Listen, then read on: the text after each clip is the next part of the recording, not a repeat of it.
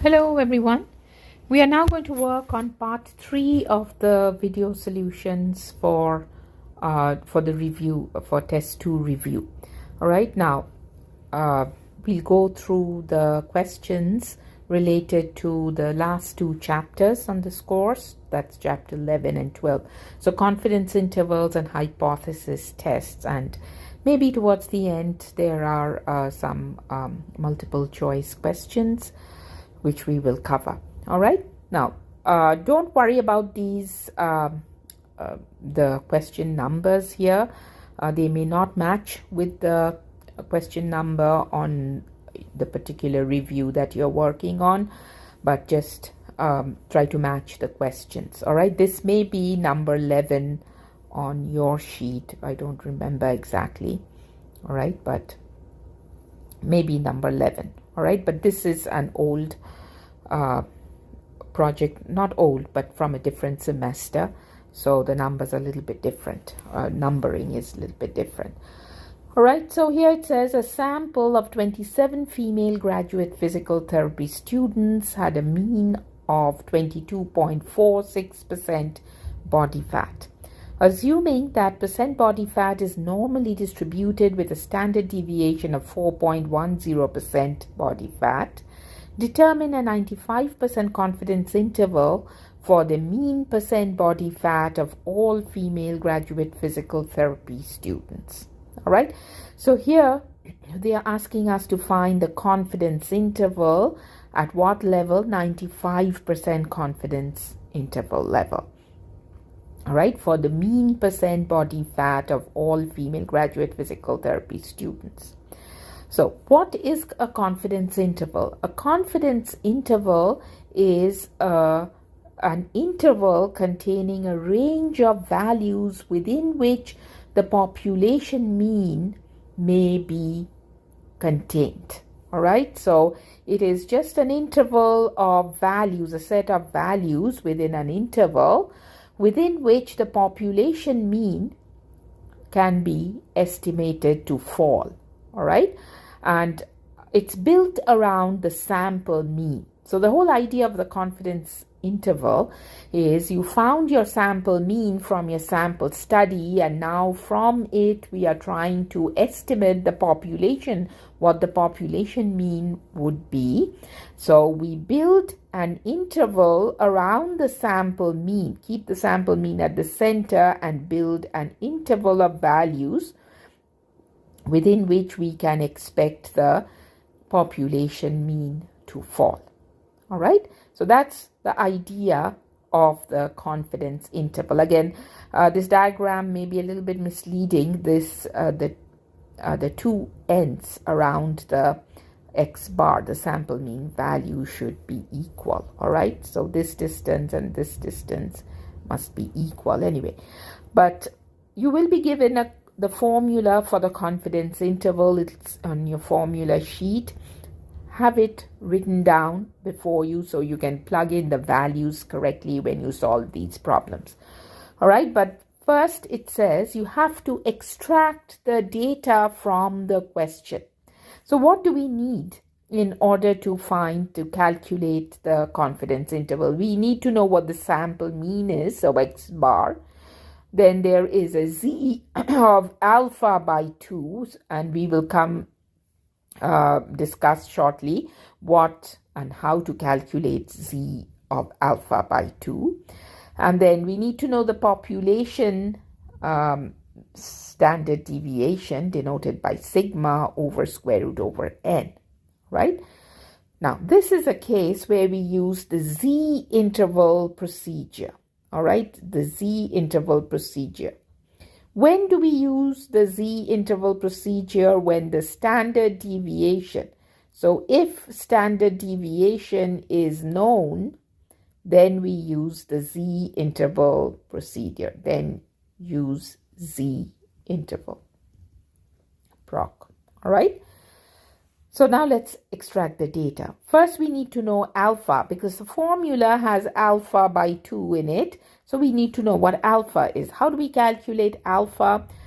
All you do is take your confidence interval, all right? Take your confidence interval and first convert it to decimal, which is known as confidence level. So our confidence interval is 95%, and that's given to us here.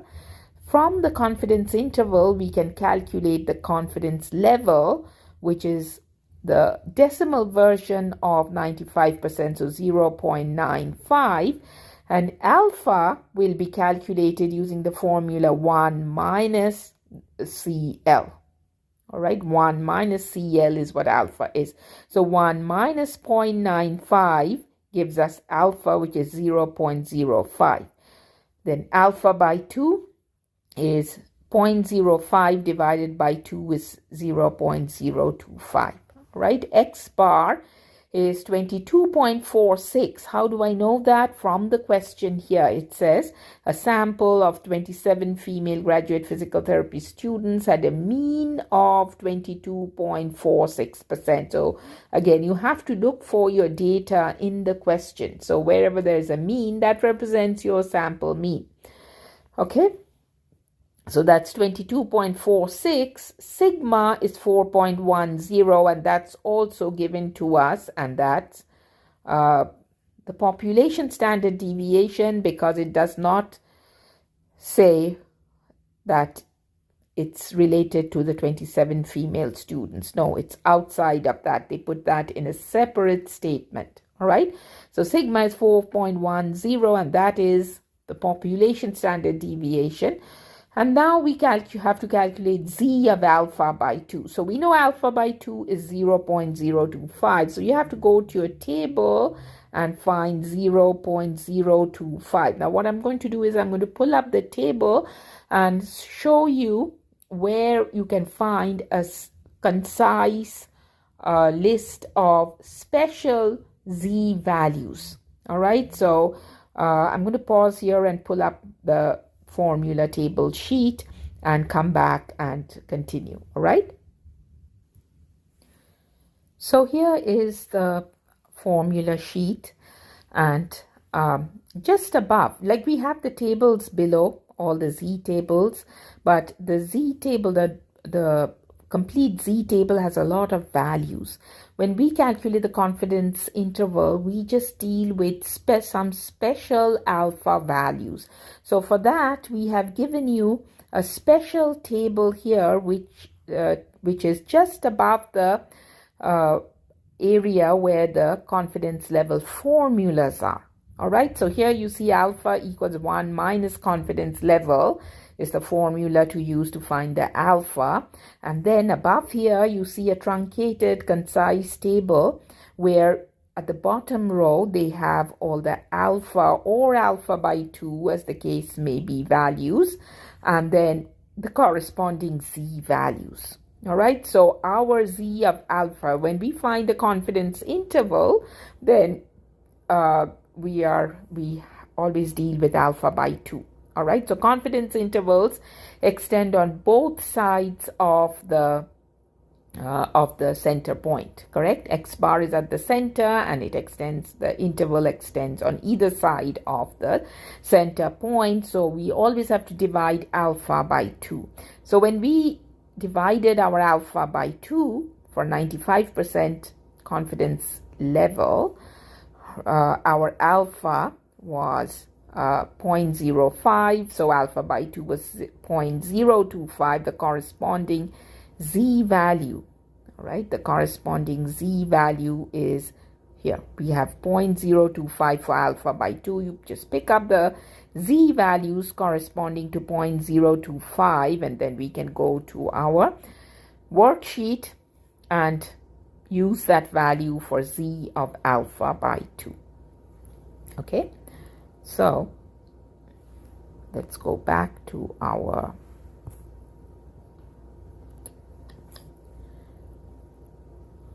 just a second.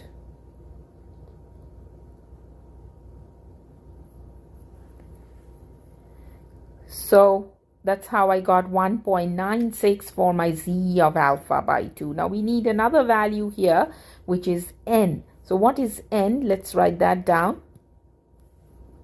N is 27. The sample size, that's what n is, 27. All right, n equals 27. Now that we have all our values, we need to work on the formula. Again, copy your formula correctly. If I go back to my formula sheet, this is the formula to use. This is where you'll find the formula. This is for the z interval procedure, and then we have a formula for the t interval procedure. All right, so since we are using the z interval procedure, x bar was 22.46 plus minus. There's always a plus minus in confidence interval because the interval will have two values on the left hand side, the end point on the left hand side of the interval and the end point on the right hand side of the interval. Z of alpha by 2 is 1.96. We found that, and then plug in the value for standard deviation, which is 4.10 divided by square root over n, which is square root over 27. And then make sure you calculate the values correctly. You plug in you punch in the values in your calculator correctly. You have to first complete the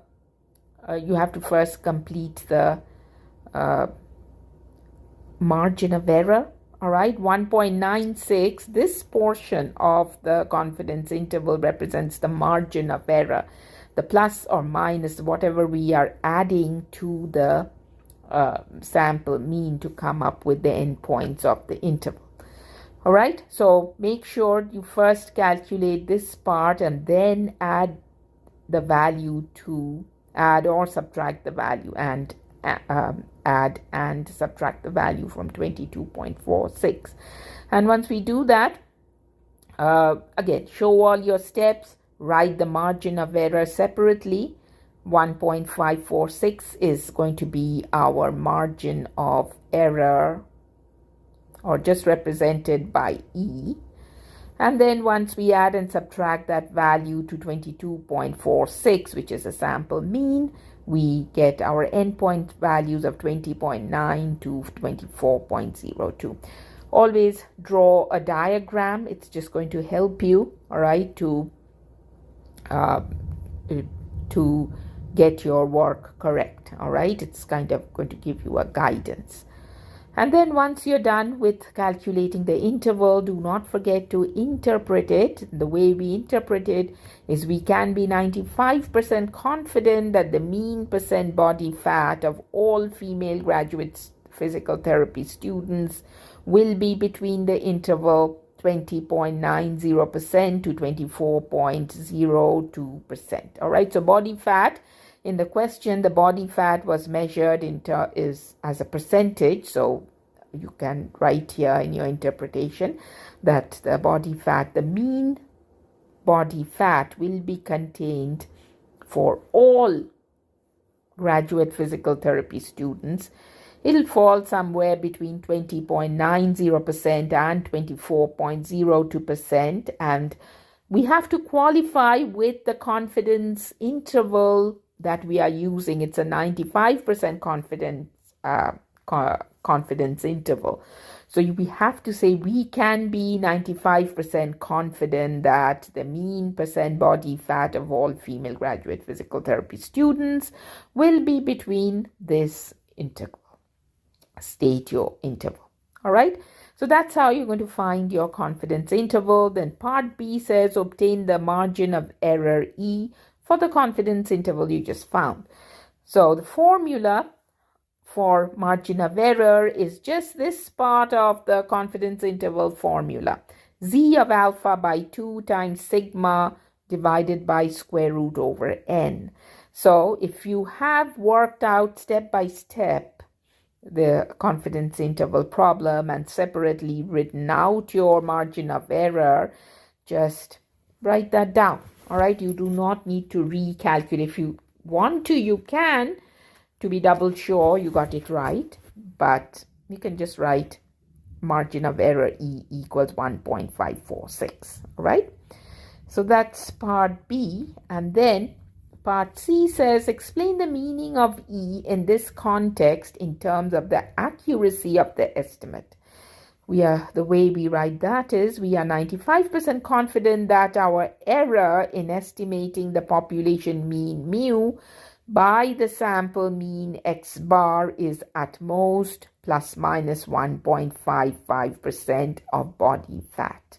So what we are stating is that it doesn't matter what the population mean may be, but we are 95% confident that our the estimate will be at most plus minus 1.55% of the center point of the sample mean. And how confident are we about that? We are 95% confident. So, which also means that the probability that our population mean will fall within this interval is 0.95. So there are various ways of interpreting that 95% confidence interval. It's in statistics, you always use confidence interval, but what that means is that the probability that the population mean will fall within this range of values is 0.95. Now keep in mind, probability is a value between 0 and 1. You cannot say the probability is 95%. That's wrong. All right? You can say there's a 95% chance, but if you're using the term probability, especially in statistics, you need to be precise and give a value between 0 and 1. So 0.95 in this case. Then part D says determine the sample size required to have a margin of error 1.55% body fat with a 99% confidence level. Again, there will be a formula given to you in the formula sheet. And this is the formula: n equals z of alpha by 2 times sigma divided by e whole squared. Now, we had worked a problem like this in the worksheet and also when I think in our lecture probably. But you have to list all your values first. Alpha. Now, alpha is no longer 0.05 for this question.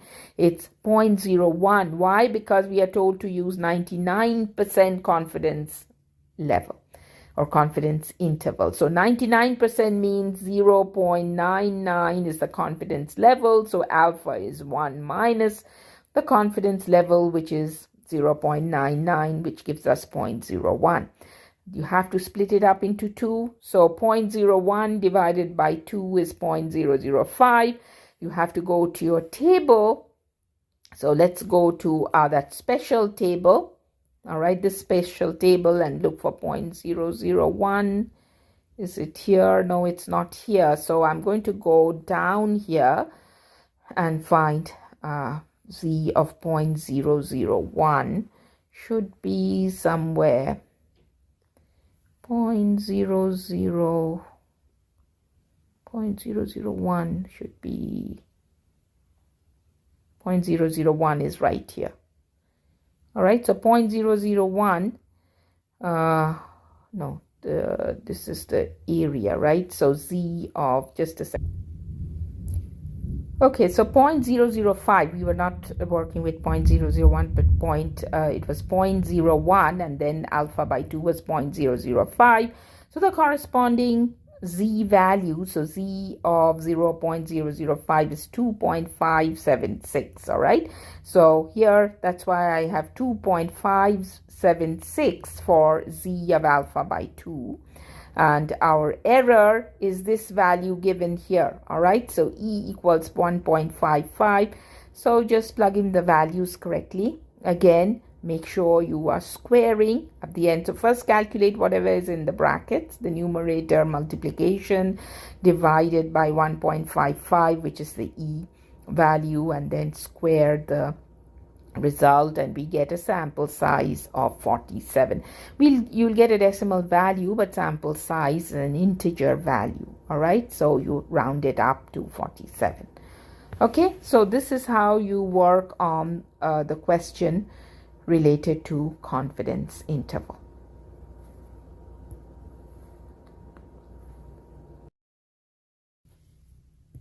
We are now going to go over the next problem on confidence intervals, but this time we'll be using the t-interval procedure.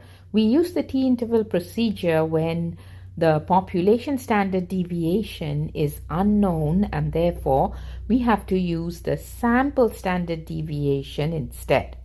Now, I made a slight change to this problem.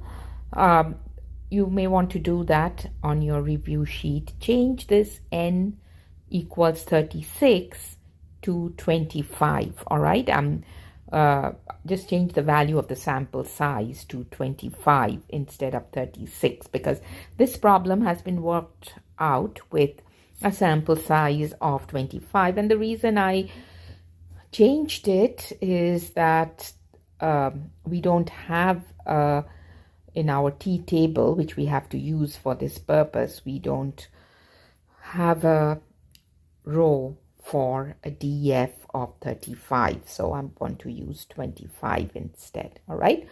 Now, this is not an application-based word problem. You don't need to extract the data from the wording of the problem. They have given you the values of the variable up front here.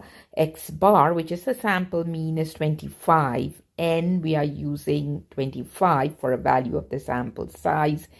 S, which is the sample standard deviation, is 3, and we are using a confidence level of 95%.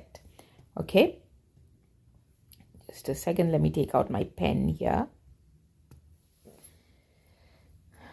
Okay, so we calculate our DF, which we will need for this question, is found using the formula n minus 1. So 25 minus 1 is 24. Then we determine alpha. How do we get alpha? Alpha is calculated by subtracting the confidence level from 1.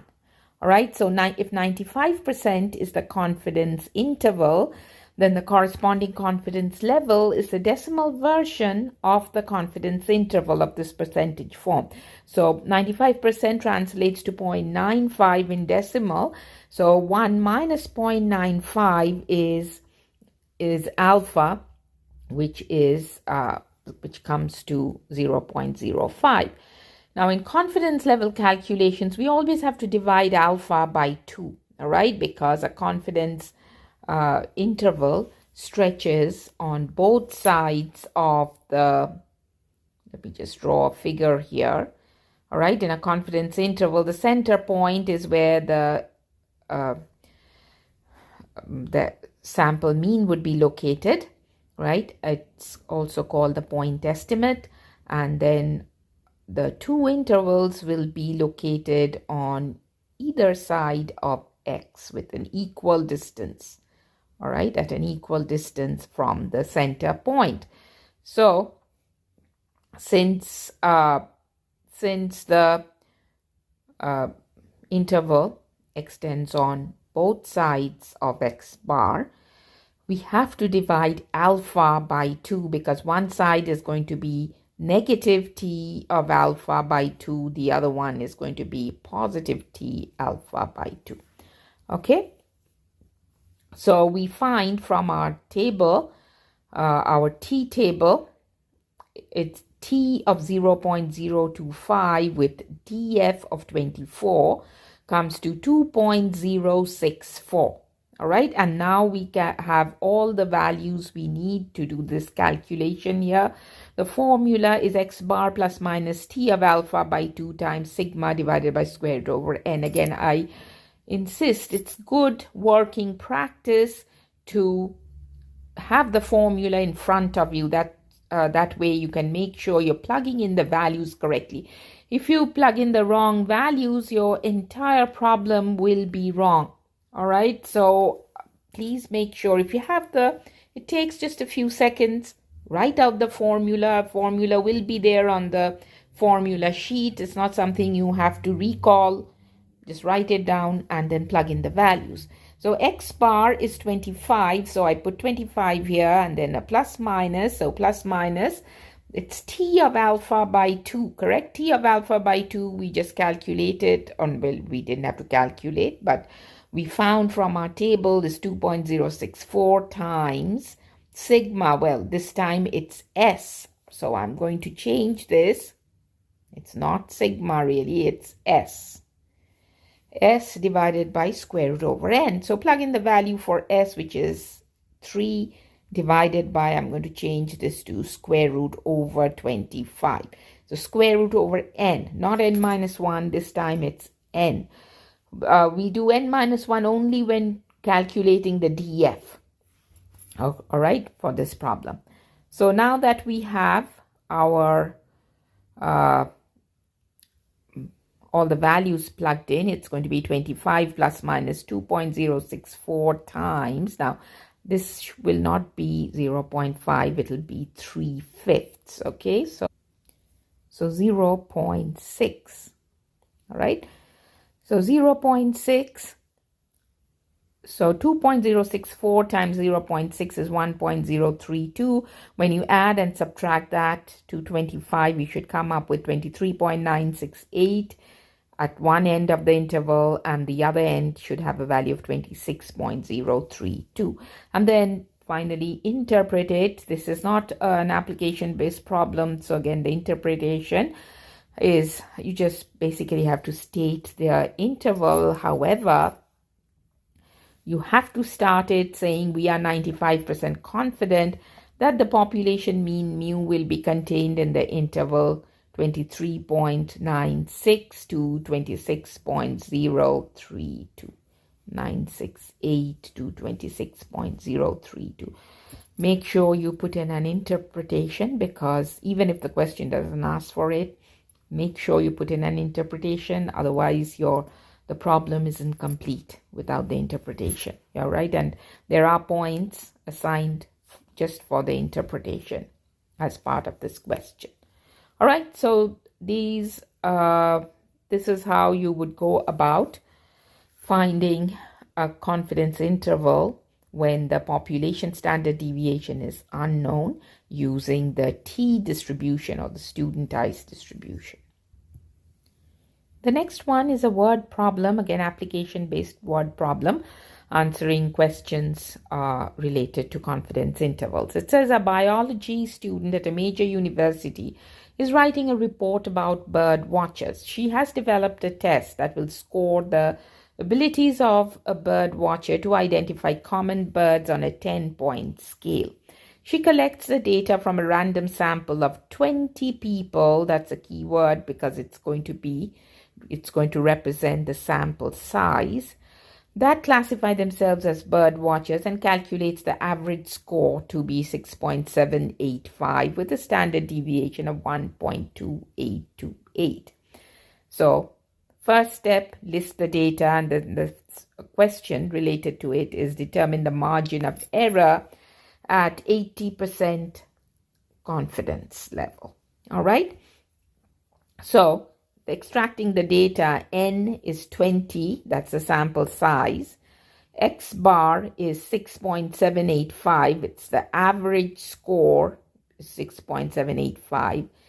S, or the standard deviation, now this is going to be S because this standard deviation relates to this 20 people. All right, so it's going to be 1.2828, and the DF is 19. DF again calculated by using the formula n minus 1, n is 20, so it amounts to 19. The first question says determine the margin of error at 80% confidence. What is the margin of error? Margin of error is represented by the letter E, and it's whatever is added and subtracted from the sample mean. All right, so the portion of the calculation, the portion of the confidence interval formula which we add or subtract from the subtract from the sample mean is the formula for the error. It's T of alpha by 2 times S divided by square root over n. So here we go plugging in the formula, the values in the formula. T of alpha by 2 is calculated, or rather found, from the T table. Again, you have to go down the column for DF to 19 and then look across for a 0.10 alpha and pick the value at the intersection, which is 1.328. Plug in the values here. 1.328 times 1.2828, which is our S, divided by square root over n, which is 20, and do the calculation correctly. We should get a margin of error of 0.3809. So the margin of error at an 80% confidence interval is 0.3809, which is the value we are going to add and subtract. The next part of the question says calculate and interpret the 80% confidence interval for the mean score of the population of bird watchers.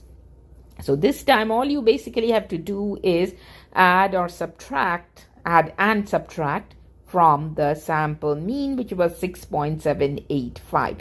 So I've still shown the steps, all right, as if I didn't calculate the error before, but on the test, since you're working on a time constraint, if you've worked this correctly, the first part correctly, where you've been asked to find the error, just add and subtract from 6.785. But if you do it this way, it's even better.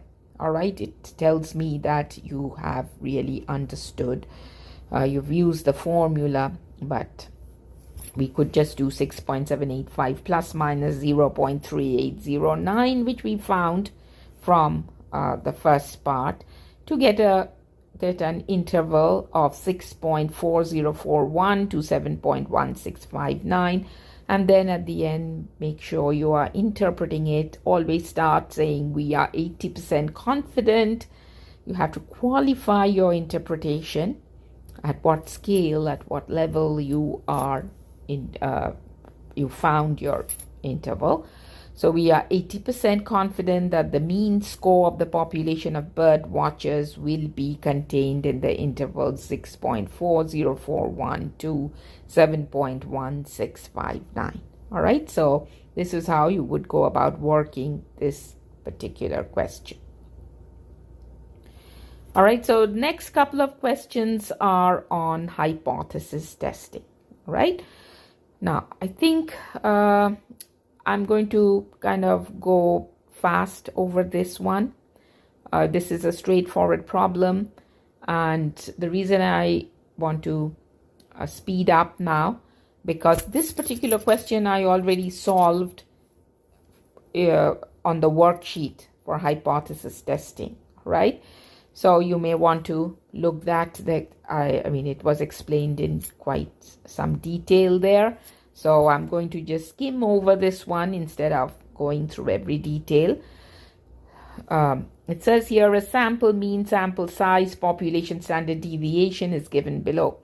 Use the one mean z-test procedure to perform the required hypothesis test at the 5% significance level.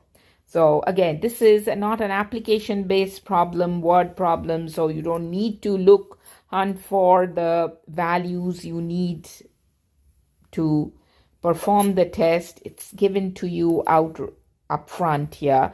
Sample mean is 24, n is 15, sigma is 4.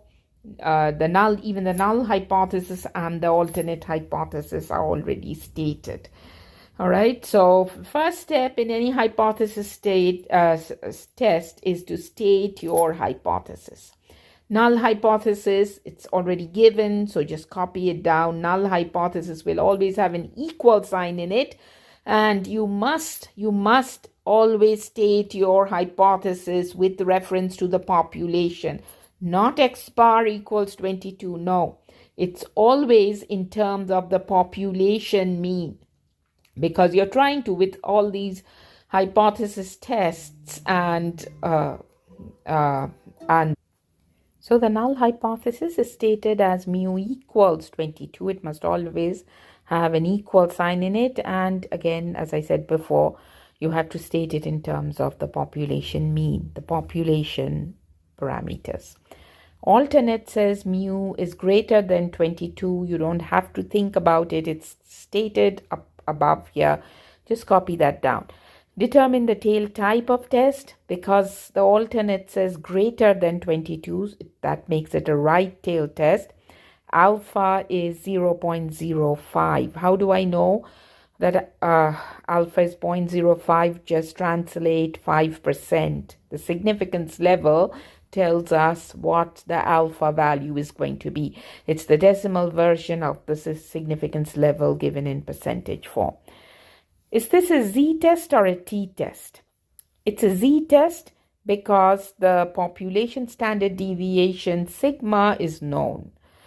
All right. Now, then it says find the critical value based on the given alpha and the type of test. So I'm going to take out the formula sheet and look it up. But there's a special table there, a special section with special z values on it. So you're going to look it up on that portion. It will be faster for you to find the z value. All right. So let me pull that up. So this is the section where you can find the z values for the special alphas. It's just above where the confidence level formulas begin from. All right, so z alpha was 0.05. It's a right tail test. So z corresponding to an alpha value of 0.05 is 1.645. All right, so let's go back to our worksheet. That's how I came up with z of 0.05 is 1.645. The next step is to calculate the test statistic. To find the test statistic, we use this formula. Again, that should be in the formula sheet as well. Let's go down the formula sheet here. Here's the formula. For a z-test statistic, the formula is given as x bar minus mu sub 0 divided by sigma over square root over n. If you're using the t distribution, the studentized version, and you will have to use that if your population standard deviation is unknown, then it's pretty much the same formula except that you replace your sigma by s, but there is a df that gets included. Df is n minus 1. So when you look up your t value, you have to go there to your table with degrees of freedom value. All right, so let's go back here. This is a case of z distribution, so we use the z value formula. Z sub 0 is the notation for test statistic. So x bar was 24, right? 24 again. Have the formula before you. All right, don't try to keep it in your mind and plug in the values. There'll be high chance that you will plug in the wrong values to the wrong variables. All right, so x bar minus mu is whatever the null hypothesis mean is. All right, that's 22 divided by 4 over square root over 15. So 24 minus 22 is 2 divided by 4 divided by, this is division. All right, so 4 over square root over 15 is 3.87, and this calculation comes to 1.94.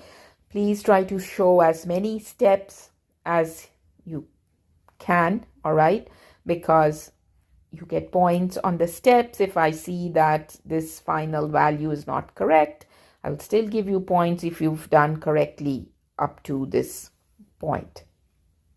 All right, up to this point, you still get the majority of the points. Okay, now, in the next step, we use the critical value and this p-value approach. For this question, you have to use both. Just perform the test using both approaches.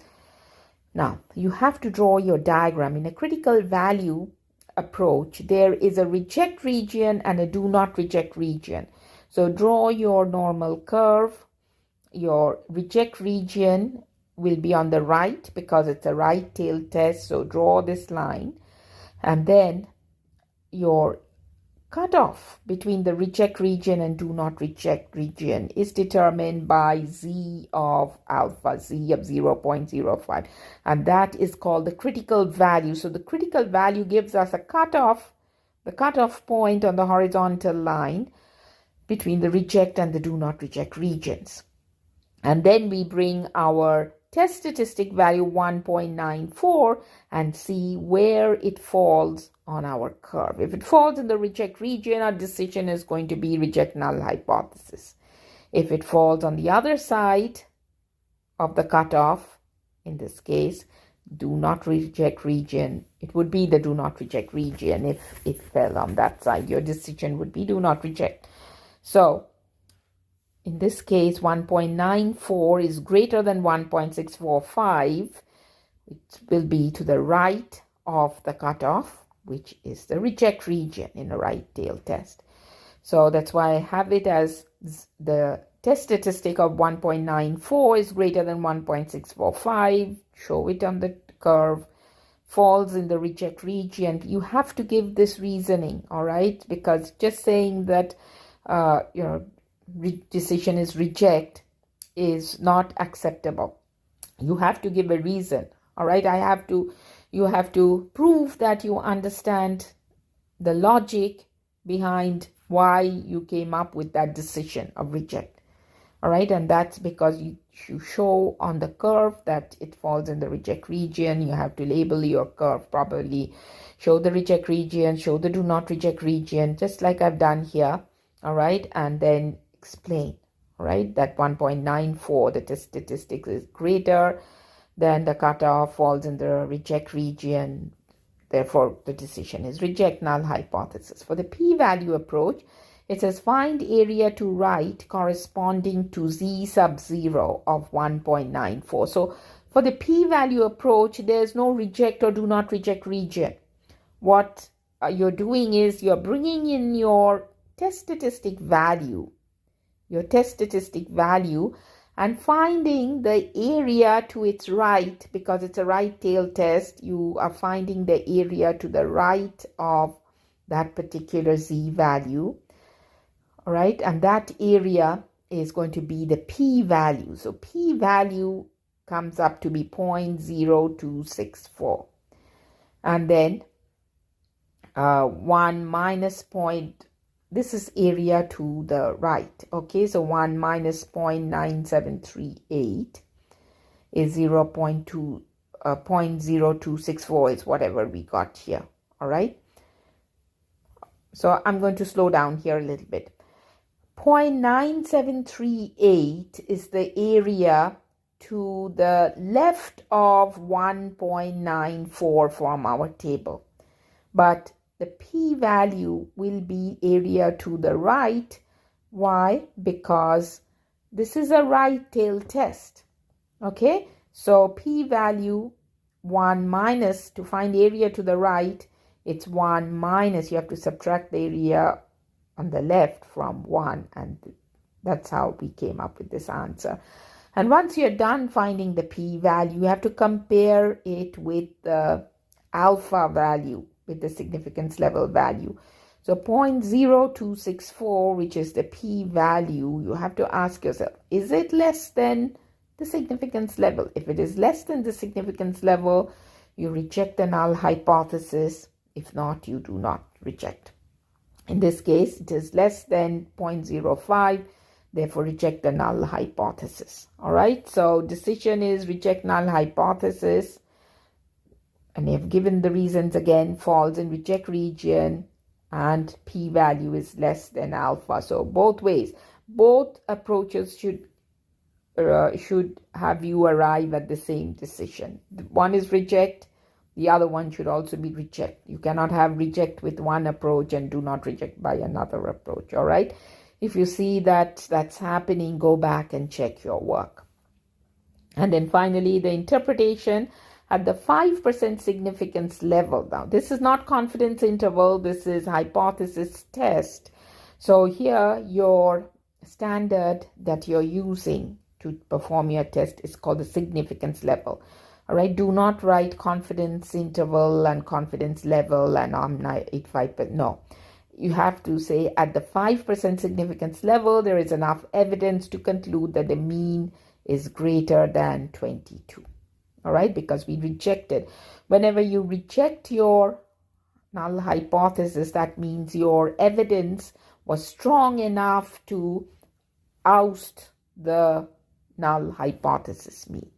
So you would say there is sufficient evidence, enough evidence to conclude that the mean is greater than 22 as the alternate hypothesis was stating. Okay, so this is how you would perform a hypothesis test.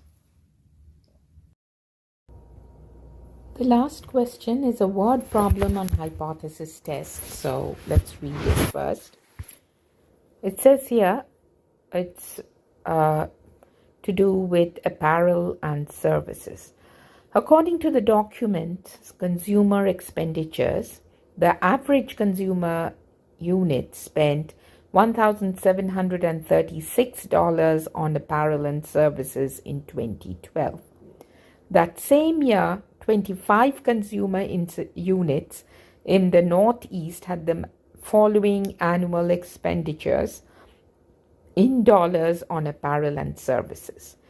Given that the sample mean was $1922.76 and sample standard deviation was $350.90 at the 5% significance level, do the data provide sufficient evidence to conclude that the 2012 mean annual expenditure on apparel and services for consumer units in the Northeast differed from the national mean of 1,736. So what they are trying to say is that in 2012, the average consumer unit all over the country was units spent, the amount people spent on apparel and services in 2012 was 1,736, and that was the mean spending for maybe the entire country. Now, in 2012, the study was done on 25 consumer units just in the Northeast, and they had an expenditure just for those 25 consumer units. The expenditure was, the mean was 1922.76 and the standard deviation was $350.90. So they want us to perform a hypothesis test to see if we can conclude that the 2012 mean annual expenditure for consumer units in the Northeast differ from the national mean of 1736. All right. So again, we have to first go about extracting the data. First, understand what the problem is talking about. You may have to read it a few times and then break it up sentence by sentence and reread it. All right. So now we have the mean, national mean is the mu. All right. It's $1,736. Then X bar, the sample mean is 1922.76. And then the sample standard deviation is 350.90. And we need the sample size, which is 25 consumer units. All right. So once we have that, we can go about completing the different steps of hypothesis testing. The first one says state the two hypotheses. So null hypothesis, again, H sub 0 colon, you always have to state it in terms of the population metrics. So mu, please do not write X bar. The whole step will be wrong. All right, I will have to give you 0 for this step.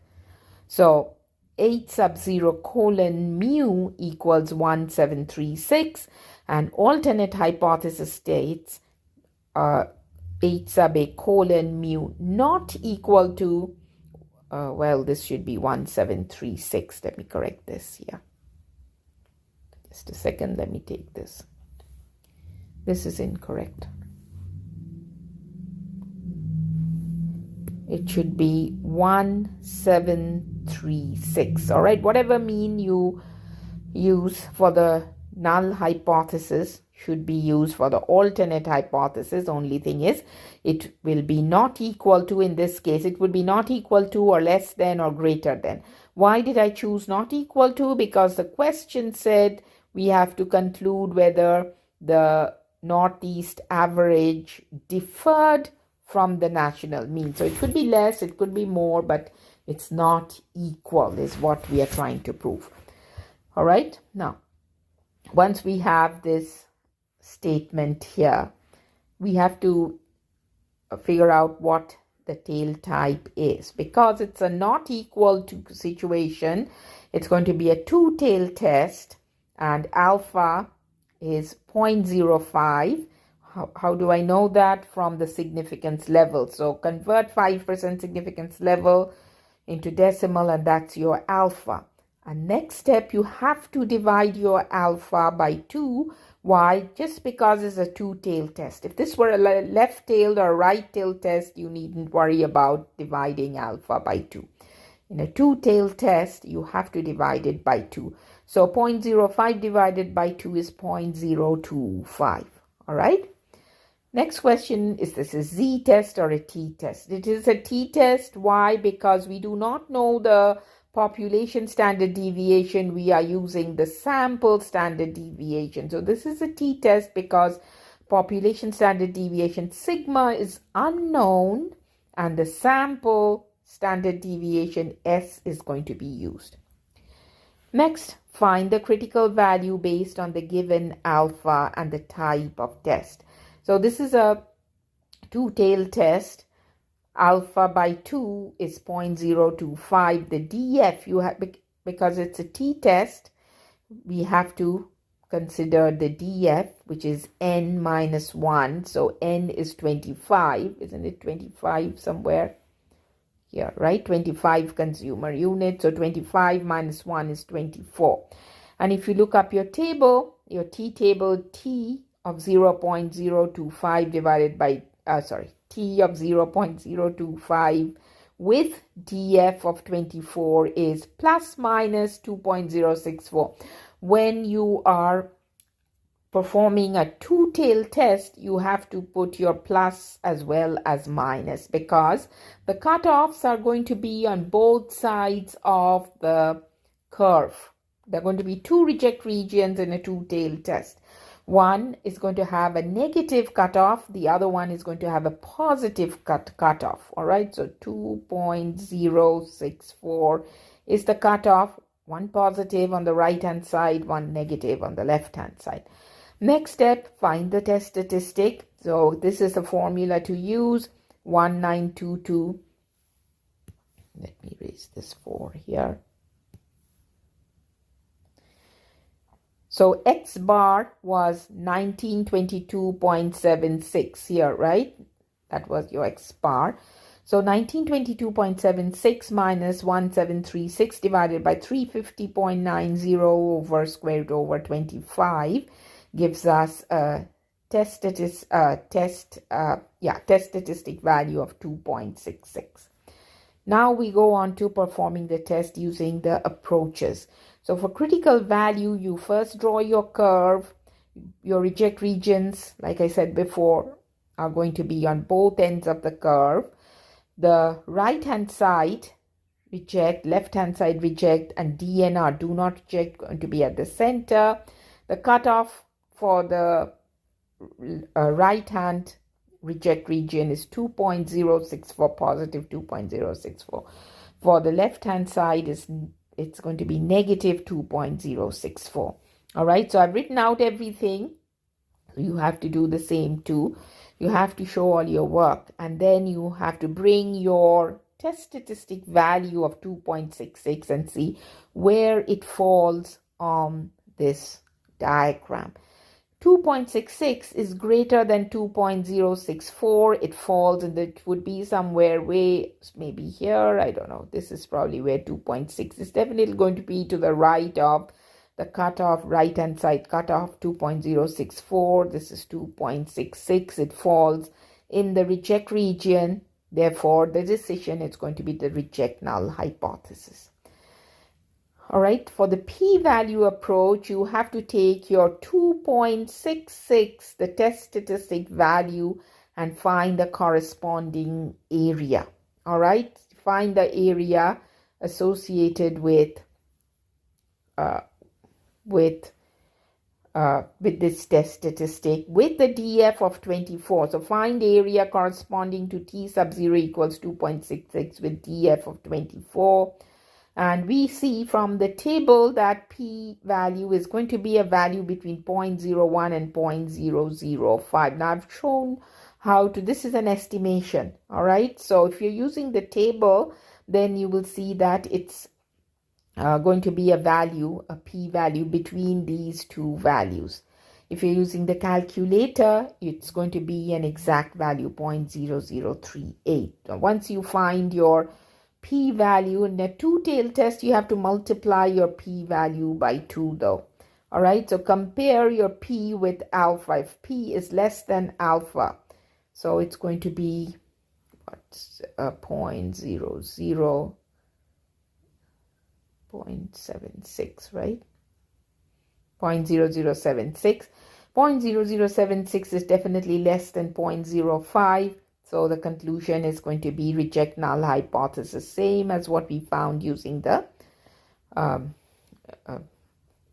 critical value approach. So decision is reject null hypothesis. Interpretation: at the 5% significance level, there is enough evidence to conclude that the 2012 mean annual expenditure on apparel and services for consumer units in the Northeast differed from the national mean. All right, so because we are rejecting, you are saying there is enough evidence. That means your evidence, your test statistic evidence is strong enough to prove that whatever the alternate hypothesis was stating is correct. All right, and always in a application-based word problem, please use the wording for, you have to interpret it in terms of the problem. All right, so you're going to say that there's sufficient evidence to conclude that the 2012 mean annual expenditure, just copy this verbiage. You don't have to think or try, you don't have to, on a test, you don't have to come up with your own wording. Just copy that. There is sufficient evidence to conclude that the 2012 mean annual expenditure on apparel and services for consumer units in the Northeast differed from all this. Just copy it. That's it. That will give you interpretation. Of course, you have to state at what percent significance level you tested, right? So this is how you're going to work on an application-based hypothesis test using the t-test procedure.